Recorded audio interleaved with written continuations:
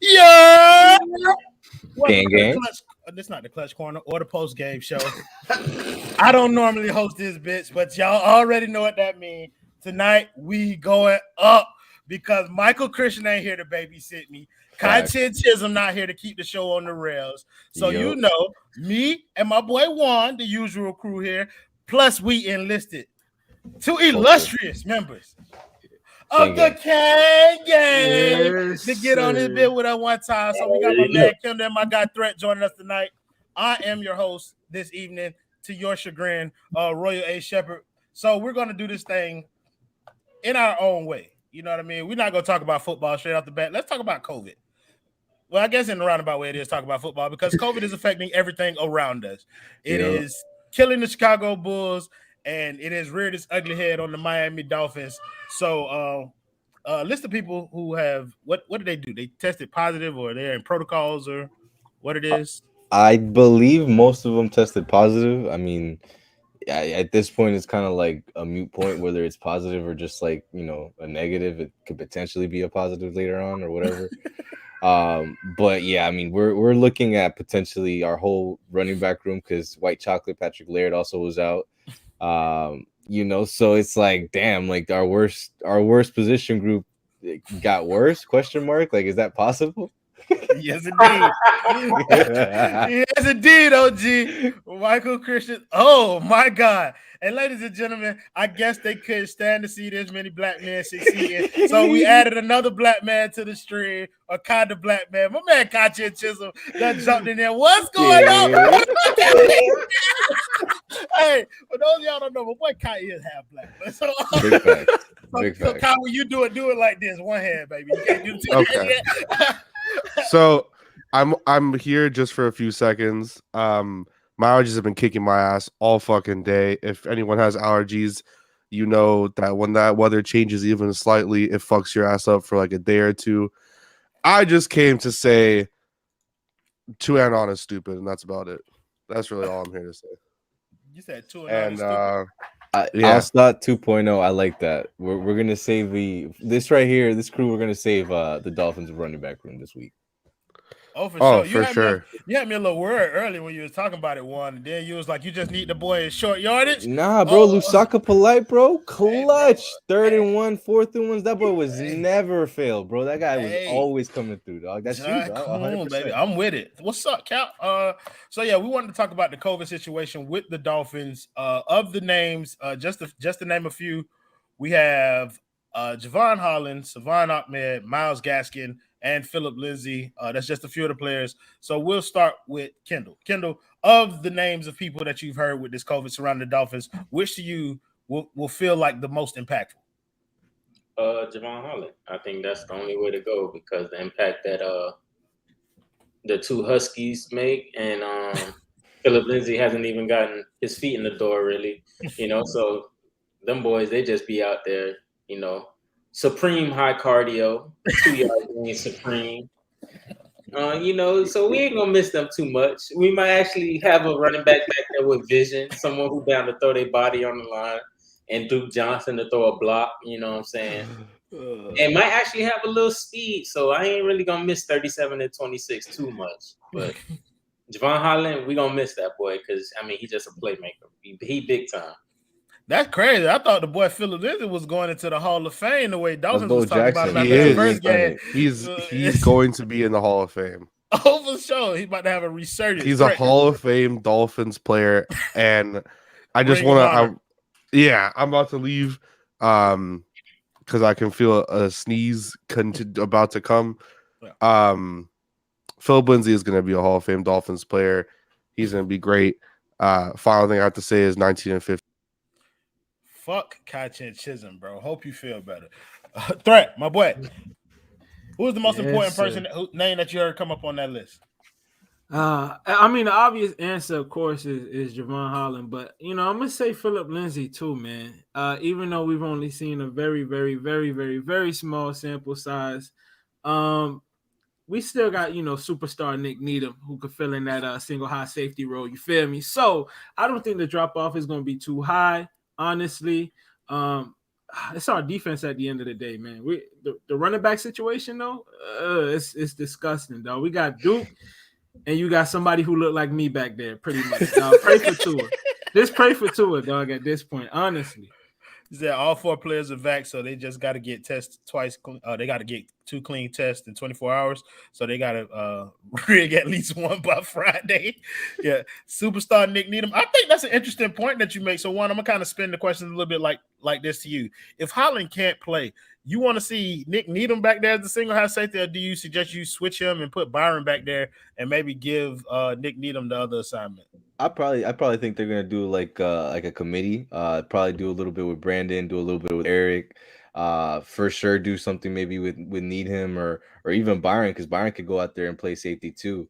That's just, to me, just gives Flores just more like creativity to just go out there and do some funky shit with like 6-7 DBs and like 2 linemen and like maybe a linebacker, and like that's what that boy thrives in. Like he's 3rd and 8s and 3rd and 6s, like like he's eating off of those.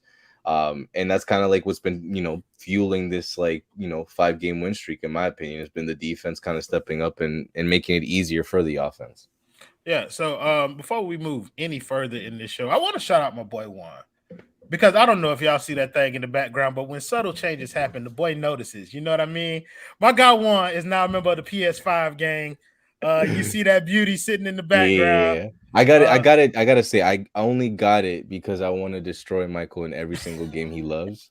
My only mission is to make him miserable, so that is why it's there. Go see threatening that. That's how you know. Yeah, and on God, I literally just sold mine because the resale price is so crazy. I just sold mine. Word, I got one off of Walmart, off of Lick, like yeah. I resold mine for $800. I had to pull that. It wasn't no ifs, ands, or buts about it. I had to resell it. I mean people are fiending for the holidays. They are, bro. I had to flip 100%. That's ingenious, King. I'm not even gonna lie. I love to see that. I love to see you make your money work for you. You probably just gonna get another one in a couple weeks anyway, and just be That's right exactly back. What I'm gonna do. So Juan kind of brought up the win. Juan kind of brought up the win streak and named one reason for it. Let's talk about the other reason for it, and that's the guy Tua Tagovailoa. We've seen as of late a lot more people are jumping on that bandwagon, giving him the credit that he's due.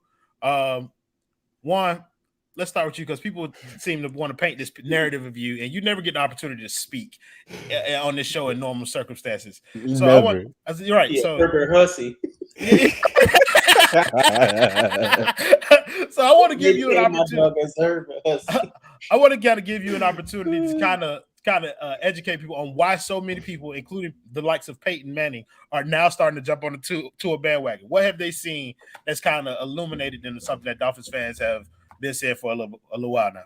Yeah, I mean, to me, it's always been like Tua's attention to detail, bro. Like looking off safeties, making guys move, like that touchdown, with Ford, where at the end, Ford, motherfucker, Ford, after the game, he says like, bro, we didn't even practice that all week, like it was just Tua just made it open for me, and I think guys are just starting to notice that more on a consistent basis, and I think the last 5 weeks since the win streak has been started, like, that bonehead play that he had, or those 2 plays where you're just like, what the hell were you looking or thinking about? Like, they've just been completely eliminated. And I think it's just been kind of like a fuel. Like, everybody's just eating off of each other's energy, and the defense gets it going, offense gets it going. And it's funny because Tua still doesn't have a running game, and he's still, Devontae's in and out. Will Fuller is in witness protection. Mike Gesicki is like, might as well just not even play him at this point. And it's like, he's still getting it done with him and Waddle. And I mean, that's really it at this point, really. He's rising Isaiah Ford back from the practice squad dead again. Excuse me. Threat.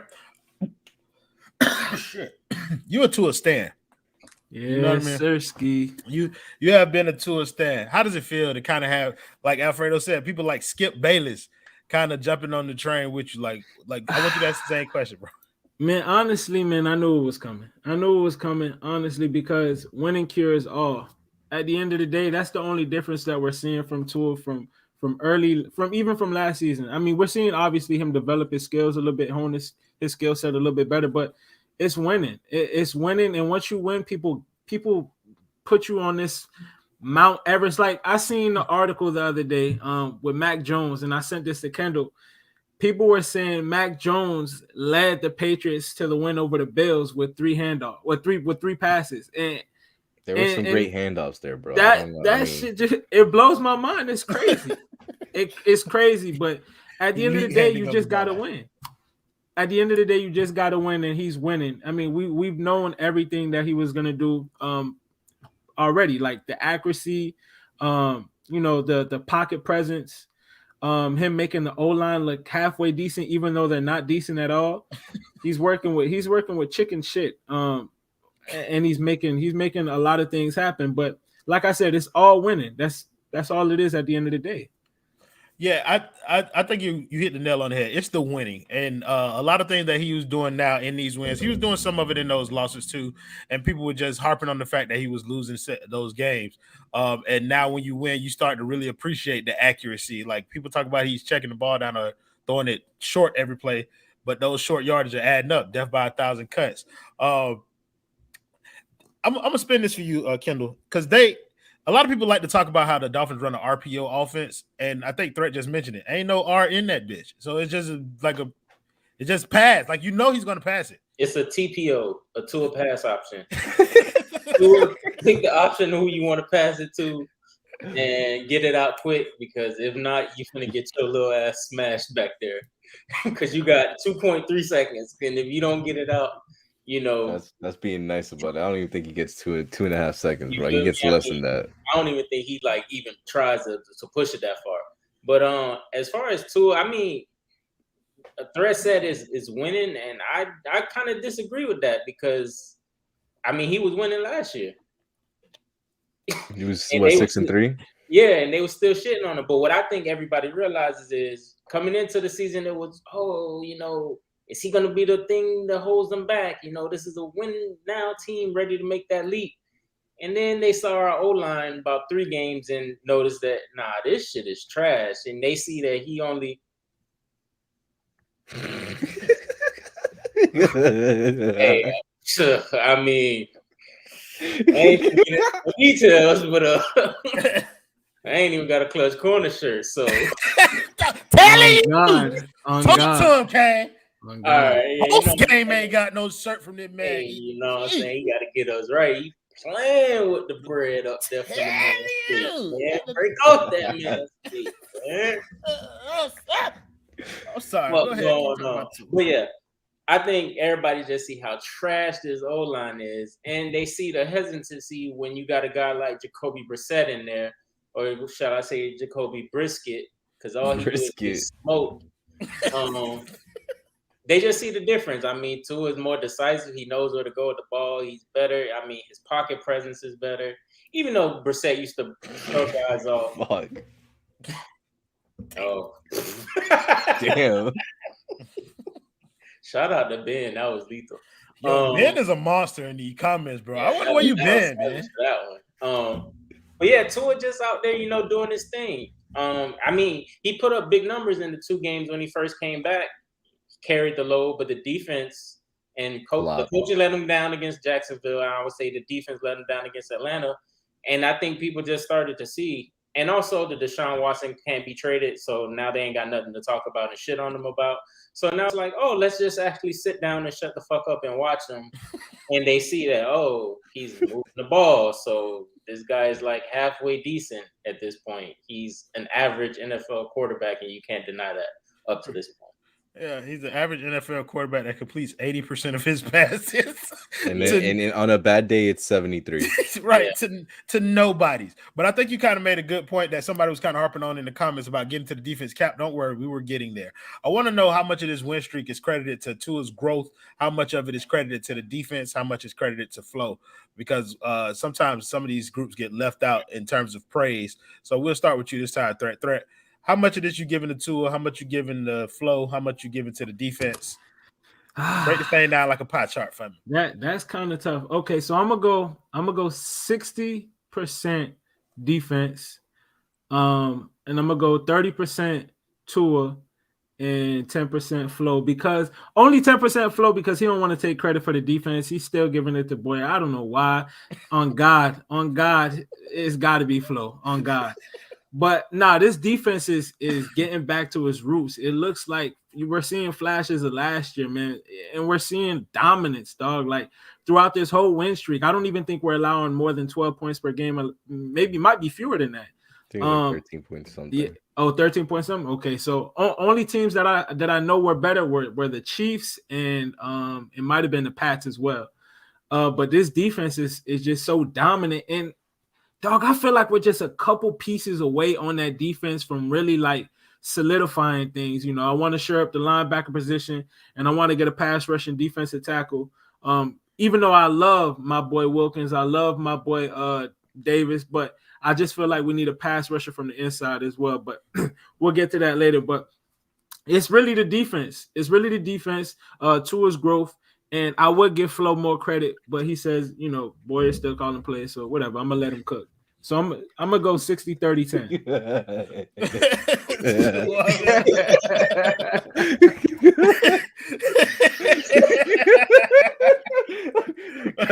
That's a good one, Kai. I'm gonna give you your credit, bro. Juan, we'll toss this to you, bro, so that Kai can see you give Tua some credit. I was actually gonna give Tua a lot of credit here. I was gonna say defense 55, offense 45. Like to me, wait, the offense in general, Tua specifically for the offense? Tua is the offense, and to me, Flores is the defense. That's how I'm breaking it down. Like, okay, like Tua is literally making, like, you know, Threat said, like, chicken shit into chicken salad, bro. Like that offensive line has no business looking that average. Like they are god awful. They are a crime against humanity. Jesse Davis has to have. They start Austin Jackson, Jesse Davis, and Liam Eichenberg, who is literally in the running for looking worse than Austin Jackson at left tackle. And the past couple of weeks, a third string center. So and we just cut Austin Reeder, who, you know, I mean, he couldn't even snap a fucking. He couldn't snap shit, not even his fingers. You know what I'm saying? Like he was making that look average, and then on top of that, it's just Waddle out there, man. And somehow that they're making it happen. And you know, obviously for me, the defense does have, you know, a little more priority because to me they started the fuel. But now it's Tua just kind of just, you know, doing what he got to do to get the win. Yeah. Kai, you are a menace as a commenter. I just want to put that out there, bro. Kendall, how you breaking up this pie? I snapped my fingers when Threat said 60% for the defense because that's exactly where I'm at. They do have to carry most of the load because our offense is pretty much Tua is our run game and our pass game because he throws the ball 2 yards to the left, 2 yard Tua, death by 1,000 cuts. He's our run game. He's our pass game. So, I mean, I give more credit to the defense. Yes, we haven't faced anyone like super duper tough, but the signs, they started in Buffalo in the first 3 quarters. So it wasn't like, you know, they just showed up against Houston and caught fire. And then they saw Lamar Jackson. And ever since Lamar Jackson ran into us, you know, I know y'all Broward boys, but that boy didn't look kind of bad. You know what I'm saying? You feel? If he was from Dade, he'll look a little different. Listen, all I gotta say is he got an MVP, so I mean that's all I can live off of. No, for sure. And I'm a Lamar fan, but ever since he ran into us, you know. How about that 954? That Yeah, no, my dog, he didn't have a good second homecoming. You know, we don't live off that first one. Flores it is what it is. First, and he said, "I'm sending them." I actually saw that. I saw that shit live with Kai. That shit was lit. I'm not gonna front. Yeah, man. So he's sending them dogs on them.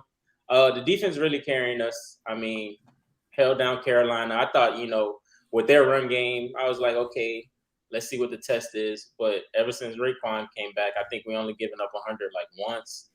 Where we fucking sprung from the bottom 5 into like the top 10 in stopping the run, which is we're 8. We're like 8th stopping the run, which is insane. So if they keep this up until this point, I got to give 60% of the credit to the defense, and then I'll give the rest to my dog Tua over there running that offense, and Waddle too, because Waddle the only legitimate weapon that we have. I legitimately think all the reasons that y'all gave is why I'm going to give Tua 65% of the credit for this 5-game win streak. Like when you're talking about that defense, you name so many players that have an impact on it. You got Raekwon, you got Christian Wilkinson, you got Javon Holland, you got X and Byron. Like you just throw out names of guys who are contributing on the defensive side of the ball. When you talk about offense, you're talking about Tua and Waddle and whatever you get from Gesicki from week to week. Like you ain't getting more than 70, 80 yards from him. Like. You ain't getting that. And it's like you are generating an offense out of two people. And so it's like I have to give credit to one of those two people. I mean, wide receiver to me is a dependent position. If Tua don't throw you the ball, you don't have all these receptions. Like, but Tua is doing so much on offense, bro. Like, I have to feel like he's shouldering most of the load in terms of that. And I'm gonna give Flo some credit because he's black, man. So I give him credit for all the defense. And that's just what it is. Like, is there kind of like that battle going on in anybody's head on the panel where you feel like maybe it could be flip-flop, like giving Tua more credit than the defense, or is it just? I mean, I could say that for sure because to me the offense is on a curve, bro. Like it just has no business looking average or even how it does at this point. Like what he's doing with that offense is impressive enough by itself. Where I could see that. I'm gonna be real with you. You know how you threw the names out on defense, how we could easily throw the names out on defense, and then we say on offense, you know, it's Waddle and maybe sometimes Gesicki. That's sometimes Gesicki is starting to wear on me, and it's starting to be like everybody was like, we gotta pay him. Now I'm clutching onto my purses a little bit. You know what I'm saying? I'm not too sure if I want to pay that boy just because his numbers with Tua don't look. It's funny in the light, and I if I could pull it up, if you give me a second, I could pull it up. But the numbers with Tua, they're not top 3 tight end money worth. So and I feel like we could put that money to somewhere else, like a receiver. You said that just kind of gave me a thought because Gesicki is more valuable to a quarterback like Ryan Fitzpatrick as opposed to Tua because Tua don't need Gesicki. Like Tua can make. Tua not gonna do as dumb as shit as Fitzpatrick will. Like he kind of needs a security blanket, but Tua is making it happen with anybody, like Isaiah Ford. You know what I mean? Like, and I don't want to be one of those. I don't want to be the Ethan of the Dolphins side where I'm pushing positivity unnecessarily on Tua. Like, I want to be realistic about it, but Gesicki's not the type of, or Tua's not the type of quarterback that would need a Gesicki. Is he one?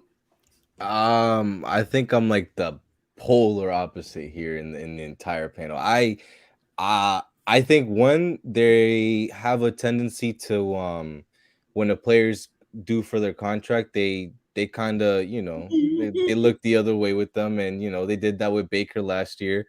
They, you know, cut him some snaps at the beginning of the year, and later on he started to eat. To me, Gesicki's the same thing, bro. They're just trying to get that money down. You know, they're definitely not trying to pay $13-15 million a year for him. If they settled in at maybe 10 or 12, I would do it just because, man, that's one of the few homegrown talents that you're looking at that could be a potentially top 5 talent if he was just featured.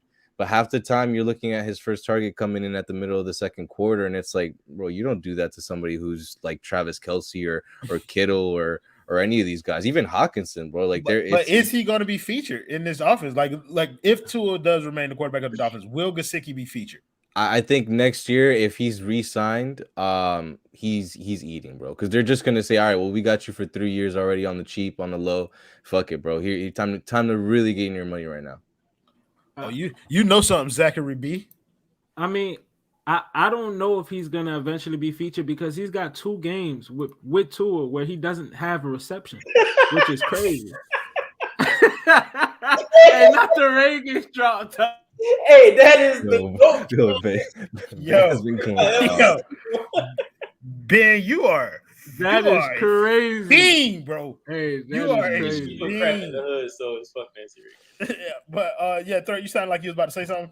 Oh yeah. So I was saying he's got 2 games with Gesicki this season where Gesicki doesn't have a reception, and I get what people are saying with the argument as far as the Dolphins tend to not feature guys when they're, you know, kind of due for a payday or kind of due for their bonuses, but we got to win every game. I mean, I don't think we could be stingy with the money right now when we got to win every game, and we're purposely holding out Gesicki, I don't know if that narrative is completely true. I mean, we know how bad the offense is, and to purposely not feature him when we got to win out for the rest of the season, I don't know. I don't know about that. Yeah, honestly. So, Kendall, what side of the coin you on, bro? Are you on the throw him the damn ball and pay him, or like, are you willing to look at other options at tight end because of the way he's not been producing with Tua? Oh, I'm definitely invest the money elsewhere and not pay Gesicki just due to the fact that I just think Gesicki's soft as hell. Like, to be a tight end, bro, like, you get smacked by cornerbacks, bro, and, like, you go down. Like, that man don't ever break a tackle and, like, or just run somebody. If he had, like, Smythe's strength, I think he would be perfectly fine. Like, he'll be an A1 tight end. But that man, he just soft as hell to me. Like, I never see the man break tackles, like, and turn 9 into 15, 16. And so it's like, he ain't got no dog in him to me. He too much of a pretty boy line up outside. When he lined up in the end line, it's either going to be a run to the opposite side or, a pass play. So I'm not really rocking with Mike, paying him like he's a top tight end. Kai said a reminder that the NFL cap is hitting a record high this year. I still want to pay him off. Yeah. But how many guys do we have under contract for? What is it, like 35? We got 70 million. We got 70 million in cap, but we got to pay a lot of guys. I was gonna make this guys in jerseys. I was gonna make this parallel too. I heard another player that don't really break a lot of tackles, and I mean, but he don't. He ain't 6'6", 250 either. Right. That's going up against people who's smaller than him. So I'm pretty sure if we was out there trying to tackle Waddle, he'll break tackles against us. And Gesicki goes up against guys smaller than him. So it's like, he just soft dog. I don't want him. Yeah, so let's kind of circle this around to the Dolphins game this week where they playing against the Jets. No predictions. Well, maybe y'all can give y'all predictions because I don't know if y'all gonna be on Sunday, but we'll do that a little bit down the line. But let's talk about the Jets. What group specifically, and we'll go the opposite direction. So Kendall, we'll start with you. What group specifically are you looking to dominate this matchup against the Jets this week? It better be that D-line because John Franklin Myers talk shit about Tua, so them boys better come. They better come with it. Big fact. Like that boy after they got the dub. You know what I'm saying?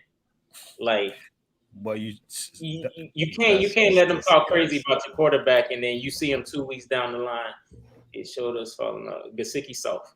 You can't talking shit about the quarterback. You know what I'm saying? And not show up. John Franklin Myers, if he plays, he better not get closer to it. They got to smack them boys in their mouth because that was bullshit. I think both of them going to the game. I just heard them talk about it. They're not doing no pregame show. Oh yeah, we're gonna be out there. Threat, what group are you looking for to be most advantageous for the Dolphins this weekend? As far as ours, yeah. I'm looking for our D-line to thrive against the offensive line. This a pad your stat game. Y'all boys go ahead and get your money. Jalen, break whatever one. Catch up to Parsons if you can. You know what I'm saying?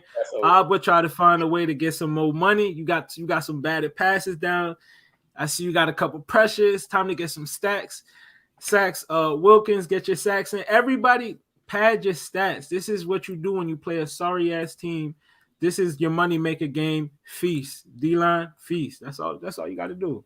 Tag Gesicki as a prove-it deal. I don't think I would mind too much with Gesicki getting the franchise tag. I wouldn't mind tagging him. I don't know what the number is, but instead of it'd be like 12, 13, 14. For 1 year. All right. Yeah, for 1 year though, it's cool. We just paid Will Fuller $10 million to go into witness protection. So I mean, hey, ski mask Hall of Fame.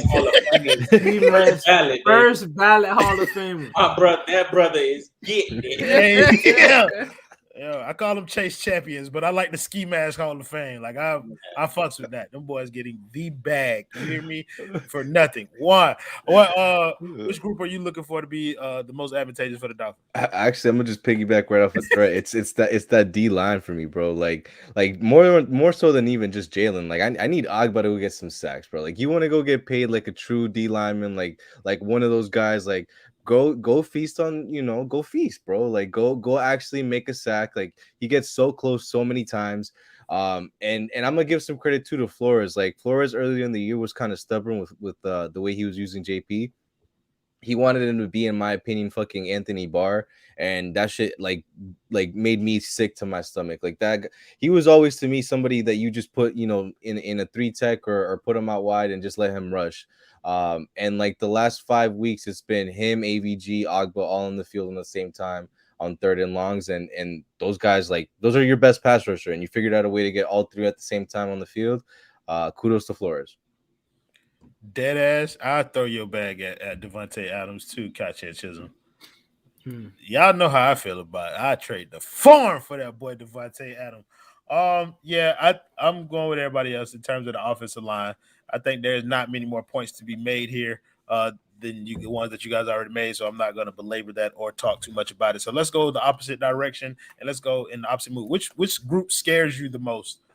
Which one do you believe is most susceptible to giving up a big game for the Dolphins? Juan, we'll start with you this time. To giving up a big like which group is most prone to have a letdown? Our offensive line. Maybe, JMV and them boys, or whatever the fuck his name is, JMF, I don't know. Maybe they come a little inspired because, Tua, in my opinion, Tua's a humble guy in the media, but I feel like that boy be talking shit. Like, I feel like he talks hella shit on the field. And like it's like that humble talking shit, like, yeah, you see what I did to you, man. And it's like, it's like it kind of irks you a little more. And I think he even was talking shit to JMF during the game. So I'd be interested to see if the O-line could actually step up and help Tua out in that sense. All right, Threat. Does your name have any indication on what group you're talking about? That's gonna be the biggest letdown for the Dolphins. Hey man, y'all see the name, man. RB SDM. Running backs don't matter. Running backs do not fucking matter. Clearly, not for this not for this team at all. Oh no, yeah, for sure. Yeah. Honestly, I'm looking for a letdown from the running back position, from the running back group. Gaskin has been very mediocre. He has no vision. Laird, I mean, he's a white running back. I don't know. He's hurt, bro. He's out. You good? White chocolate's out. Fully healthy. That boy Laird is Fresco Danny Woodhead. Don't disrespect my dog Danny Woodhead like that, bro. My dog has some juice, bro. Patrick Laird is just hope and dreams, bro, and a 7-yard catch every now and then. No offense, but anytime I see a white running back or a white DB, I am terrified if he is on my roster. I can't tell you the last time I seen a white corner, bro. Jason Sehorn. Have you seen the Chief defense since they took Daniel Sorensen from safety? Yes. Bro, once they took him out the fucking lineup, bro, they done took the fuck off. Michael is somewhere upset right now. I don't know, man. I don't know what to expect from this running back group. I like Duke, but Duke has never had a big game in his career. They just signed somebody from the Publix warehouse. The warehouse? I thought it was a grocery. Yeah, the Publix warehouse. He just signed a 10-day contract for the Dolphins, and he's suing. This guy finished throwing the truck. And then Dokes. I mean, is he ever going to see the field? I mean, no, bro. If they ain't putting him on the field now with 4 running backs in front of him hurt, when is he, bro? It's Malcolm Brown, it's Ahmed, it's Laird, it's Gaskin, bro. Legit, like they're saying, like at this point, it's like, bro, it ain't for you. On my life, I didn't think Laird was gonna see a down on the offensive side of the ball. I thought he was just going to be a special team guy once we got Dokes. For him to get beat out by Laird says all that I need to know. Pack his ass the fuck up. We even tried out Lamar Miller, bro, for real. Like we are down bad. Nah, bro, we do not trust Dokes at all, bro. We are down bad. Kendall, your name say Duke Johnson season. Hey man, look. Y'all remember when we went into the game against the Patriots? And Salman Ahmed had 100 yards rushing. And the team had 200 yards, and we was like, wait, what the fuck? The Dolphins ran for 200? This should be the week because the Dolphins do not make any sense, dog. If we gonna run the ball for about 150, 175, it's gonna be this Sunday, and we all gonna be sitting there like on the back of the Duke Johnson. How the fuck did they just do that? Oh, After we couldn't run the ball all season, Duke going for about 110, and then everybody else that runs the ball, they gonna get about 75 combined, and it's just gonna be amazing, dog. Because the Dolphins don't make no fucking sense, bro. So it's Duke Johnson season. So we know you think the Dolphins running for 200, but what's gonna be the biggest letdown for the Dolphins? Like, which group is gonna have the biggest disappointment? The biggest letdown? Yeah, man. Just because I've been active in the comments, I'm gonna say Michael Pilardi. I would say for the brand. For the brand. Two shanks. Two shanks of my point. But he get it off for 15 yards. You gotta add the boy Sanders in there too. That boy been doinking them bitches out the goal. Oh my god. He got his money and he said, hey, I ain't practicing no more, bro. Call me when the game start. Hey, we know they like that boy in short yardage situations, OG. Big facts. It's crazy because me and Kendall went to so many of the training camp game practices, and he didn't miss. I put this on everything. He did not miss at training camp. So to see Jason Sanders look like this, and then I seen Hack the other night. Hack was booing them bitches. Listen, against Tampa, hey, bro, he had like a 60-yarder, I think. Bro. Yeah, I'm like, damn. Where was this? Last game. Yeah. I don't know, bro. I think this has like who's starting at quarterback for the Jets? I believe it's little I always forget. Is it Zach Wilson, Cal Wilson? I never know. Yeah, Zach Wilson. Oh, that's easy. I was about to say the defense gonna have a letdown. They don't even got Elijah Moore, so they down bad. Like this is like we used to joke about like there's like always that disappointment game from the Dolphins where they'll lose some shit they have no business losing. Like this is not one of those. Like this is like a bottom tier team that's like lost their like starting wide receiver group. Like they have nobody. They might get Michael Carter back, like the running back. And I said for the last game, I thought he could go for 150. That could be something. But other than that, they truly there's not much to fear on that team. I don't necessarily fear the Jets, but I do fear how we're gonna look coming off the bye, having all that momentum though. You know what I'm saying? The momentum train probably slows down a little bit. I'm curious to see how we come out the gates. I'm actually interested in that conversation, kind of following up. I mean, so we've seen the Dolphins kind of win these games coming out the bye. They got what's supposed to be an easy win against the Jets. If they do pick that up and able to continue that momentum, like how do y'all see this season ending? Like, what is your outlook for the rest of the games? Kendall, we'll start with you this time, bro.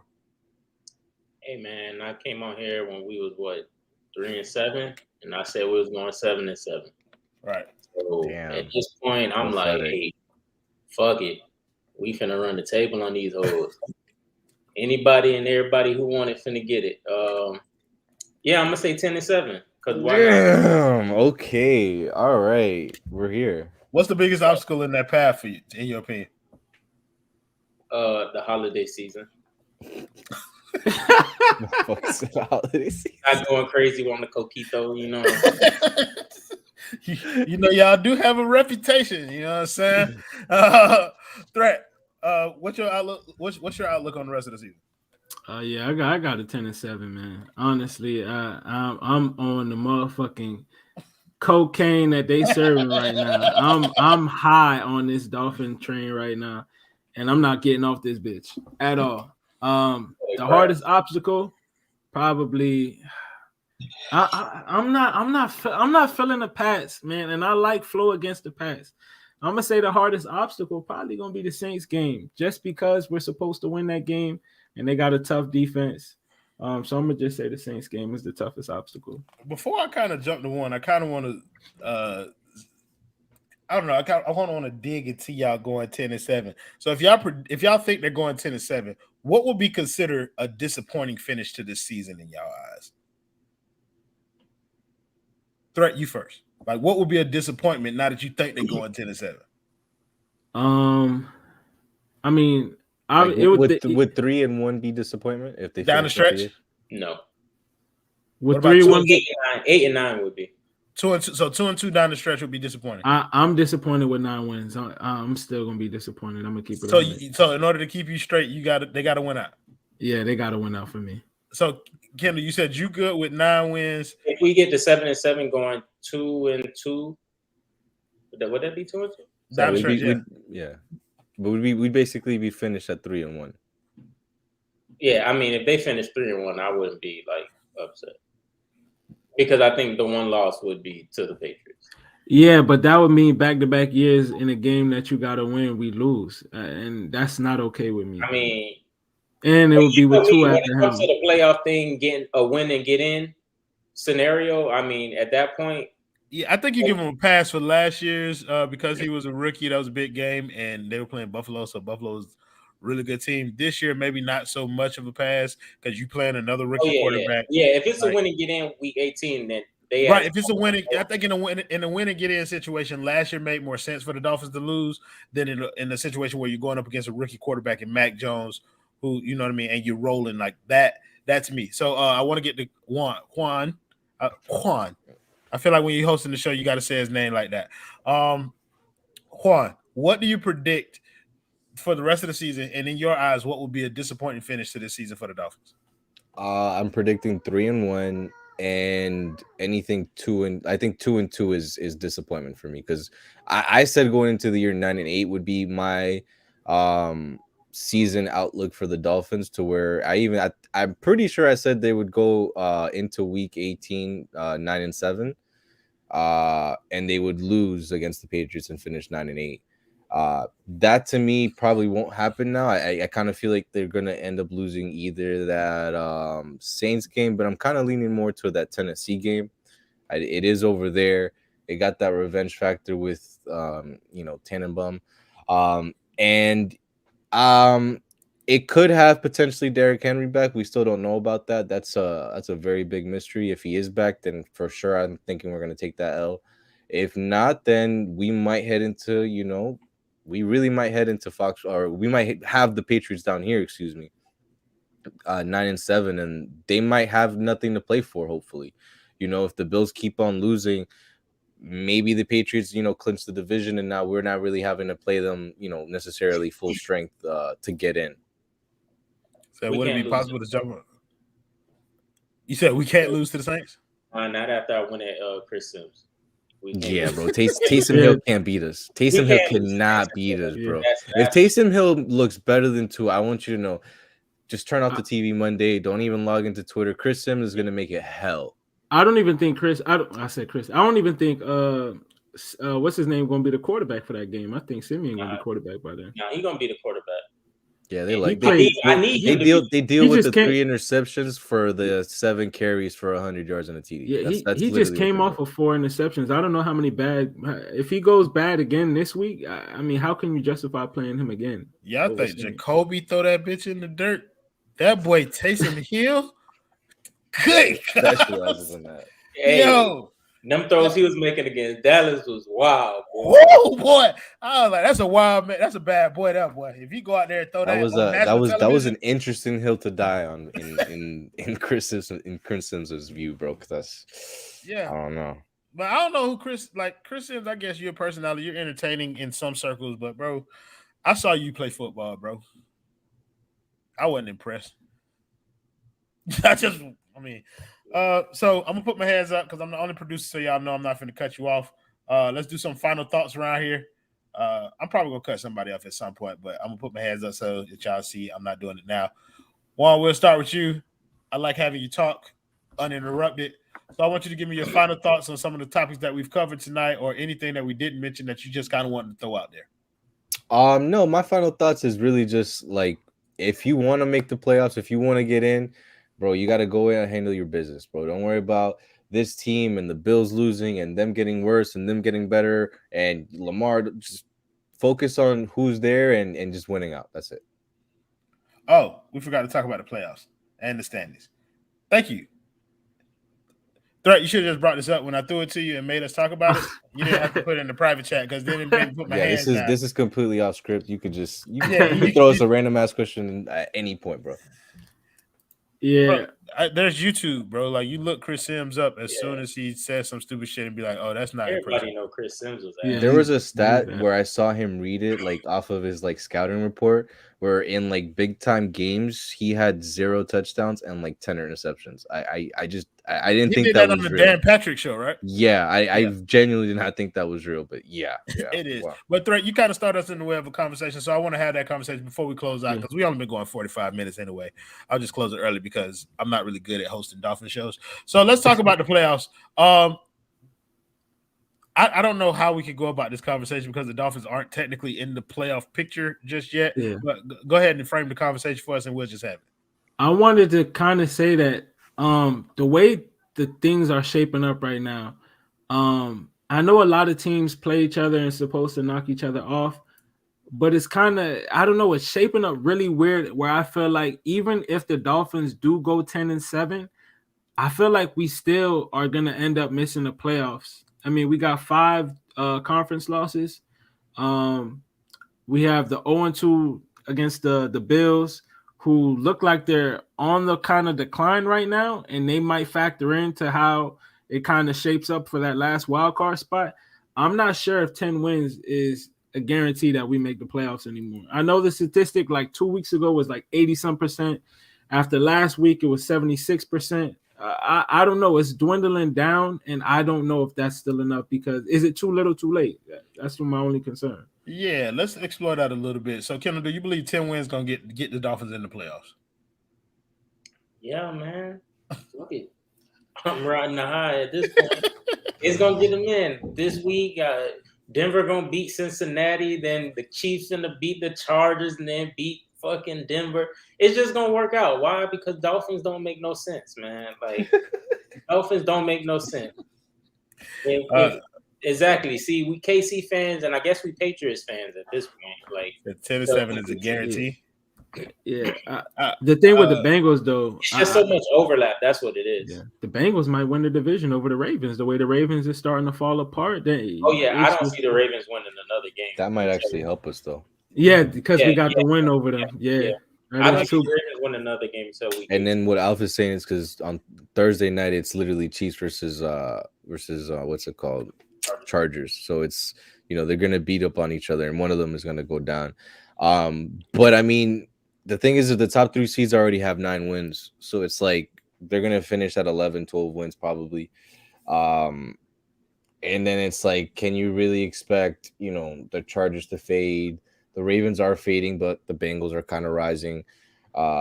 Colts, we lost to them, so we're not gonna have a tiebreaker against them.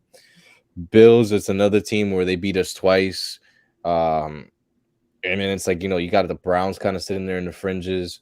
I don't consider the Steelers or Raiders or the Broncos to be anything. So I mean, and then you also got Tennessee still, who already have 9 need wins Tennessee. as well. I feel like we need Tennessee to like falter because it'll be better if the Colts win the division and we got Tennessee head up. Yeah, damn, bro, Tennessee's 9-4. Yeah, I was second seed, and we're kind of like, I feel like we were kind of talking about them like they were just like easy cake. They're not, and they're still running the ball really well. They ran for over 200 yards against the Patriots. They're still Foreman is toting the pill, bro. Like it's obviously not Derrick Henry, but they still got the same recipe that they're cooking up. Yeah, so Alfredo is adamant about us looking at he's adamant about us looking at the KC schedule. So I'm gonna do my job. Yeah, they have like everybody who's in front of us. Yeah, like so. So right now you got them with the Chargers, Pittsburgh, Cincinnati, Denver, San Francisco, Arizona, and Minnesota. See, That's but Yeah, these are the preseason. teams that I'm already expecting to be out. Yeah, The that's what I was Steelers, saying. they're out. Steelers are not So, real. Denver's not real. Denver's not real, exactly. So, I mean, Bengals to me, that's a good one. And like I said, the Chargers won this on Thursday night. So yeah, KC for sure is gonna have a tough road. I just think to me that the problem teams is it's gonna be the Bills because you know to me that I think the Patriots are just gonna run away with the division at this point. yeah.